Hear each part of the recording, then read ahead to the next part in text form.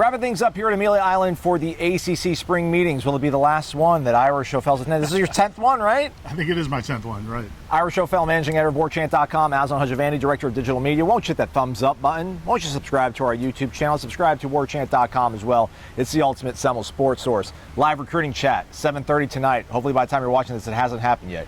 Join us for that. But you want to know about what's going on with the ACC. We spoke to Jim Phillips, commissioner of the ACC, for over 30 minutes on a multitude of topics, none more pressing, obviously, than the growing revenue gap that he admits needs to close. People of my ilk, Ira, walked into this building, entered this week, reports, 7 teams, 7 schools, not happy, exit plans, exit strategies.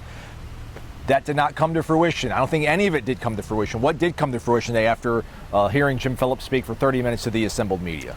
Yeah, I mean, I think when the reports came out that those schools had conversations this week, I think there was a perception by some people that, okay, something's going to happen today or this week. And like Florida State was going to come to the ACC spring meetings and announce we're out. Right. But that was never really going to happen. This meeting is an annual event where they do a lot of procedural things and talk big picture topics.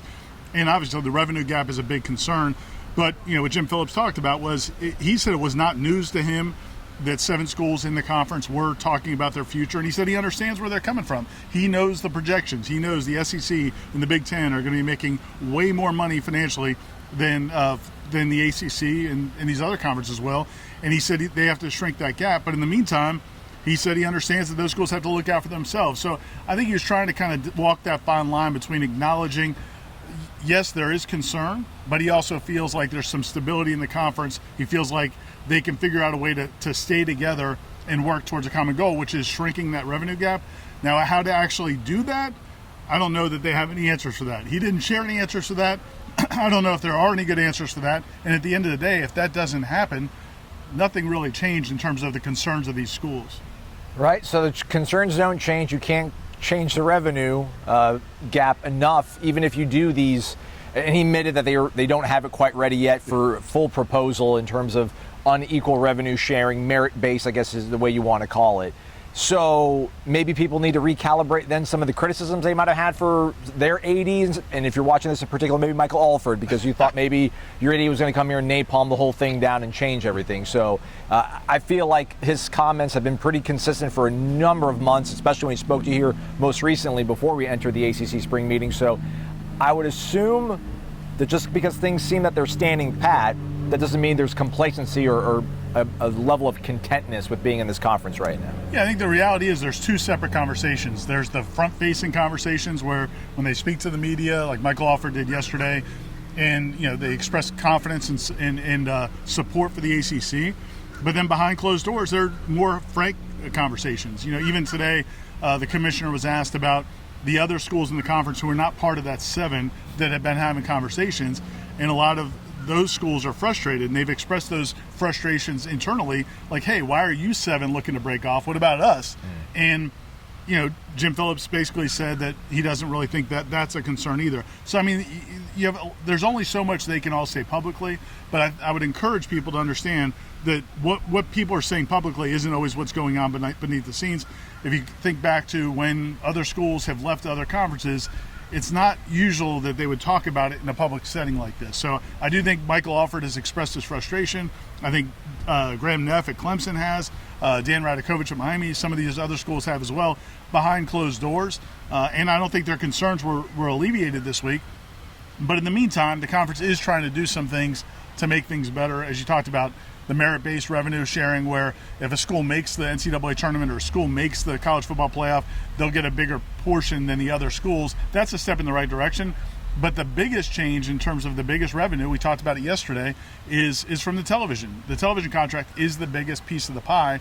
And I asked Jim Phillips, are you guys looking at changing that revenue sharing? Because that's where you can be talking about some real dollars. Yes. And he said it's something we're discussing or something we're looking at. You know, again, I don't think they're anywhere near doing that. I think those schools like the Wake Forest and Dukes and some of those other schools would fight that tooth and nail because their TV ratings are not very high.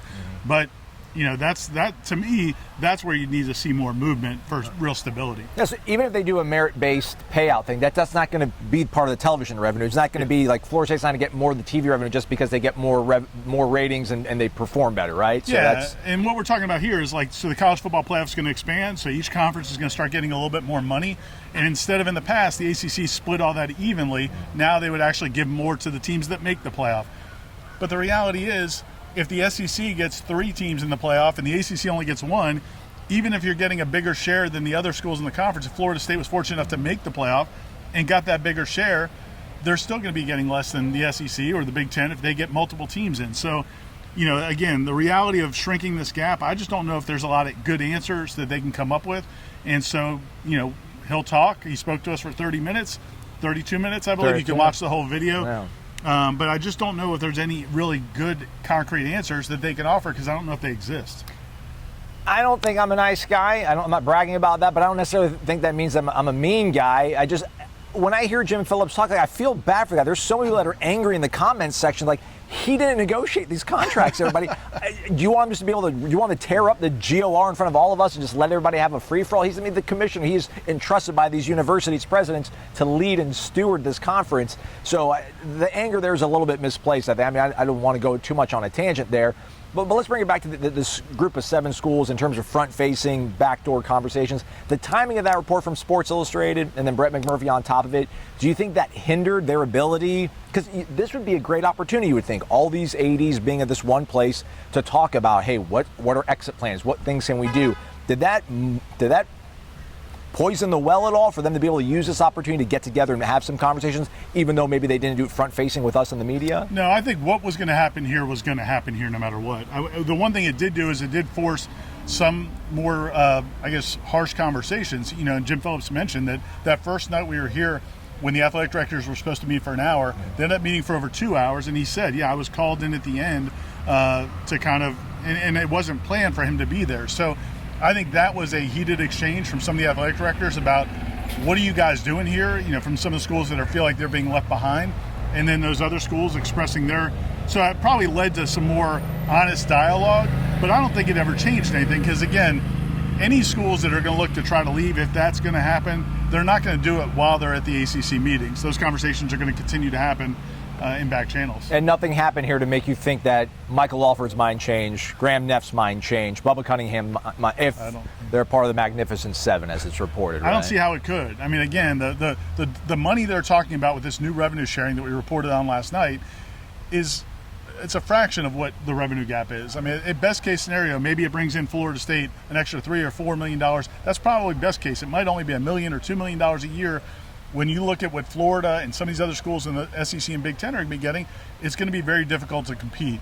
So again, I don't think anything's really changed. Michael Alford had his comments yesterday. I know a lot of fans are not happy because they feel like he should have said what he said to us last week and at the Board of Trustees meeting over here at the Ritz-Carlton in Amelia Island.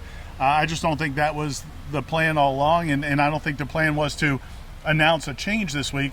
But I don't think it's off the table either, just because he said some nice things about the ACC yesterday. One thing I want to ask you before we spin it forward and kind of figure out what you think are where we're going to go moving forward. This is such a. I love covering sports, man. I like talking sports. This is like a political rally that we were pretty much at here with people not so much lying in front of your face, but kind of misleading you. The one sort of question and response that I did find a little bit interesting was when he was asked about Jim Phillips was asked about whether or not they've looked at expansion, and then I think he said that they had been looking at it. He said we always look at it. Would expansion be a viable option to increasing revenue?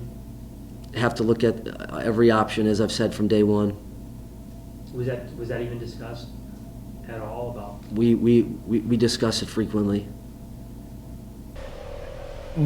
That could be maybe the only thing outside of leaving this conference that could save it possibly. Yeah, I think theoretically, and it's been thrown out there before, is like maybe some sort of intercontinental, I guess, whatever, how you just bi-coastal agreement with the Pac-12 maybe. An alliance? Is that what we're saying, an alliance? But actually like have some sort of like structured conference where they're tied in. But I don't know that there's an appetite for that. I don't know if that, but so they are looking at that. But there's not a lot of other really attractive schools in this part of the country that aren't part of the SEC, and they're not coming to join the ACC. It's not like you know, if you in pro wrestling, like they lured Hulk Hogan over from the NWA or from the WWF to the WCW. Yeah. Like that's not going to happen. Nobody can make that kind of acquisition because you need a lot of money to do that. They're not going to leave. They're not going to leave that conference.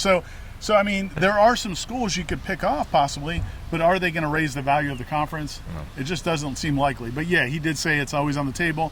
And they have to watch what happens with the Big 12 and the Pac-12. If those conferences kind of crater, maybe that opens up some things. But again, I don't know that anything that they can do is going to get them all that much closer to the Big 10 and the SEC. All right. So with that said, then what happens here? We're gonna all rendezvous again, but this time up in Charlotte, North Carolina, in a few months for ACC kickoff. It will not be as politically kind of tinged, I would imagine, Ira. But you know, do we have to wait for 3 months for some more developments to happen in terms of Florida State finding some sort of solution to their woes? Not only Florida State, but Clemson as well. I mean, where do we go from here when we know that this gap really cannot be closed? I mean, right now it's just kind of grin and bear it. I mean, they're trying to make the most of it. Jim Phillips said they've hired a marketing company to try to help them sell some more of their merchandise or inventory. Is that the fish bait company they keep talking about? Yeah. Good grief. And so, yeah, there's just not a lot. I don't think they can be done in the short term. And as far as the long term goes, I mean, I think it's just a matter of if these schools who are looking to maybe secure their future, if they don't believe the ACC is the long term answer, figuring out what their next move is. How many of them are willing to go?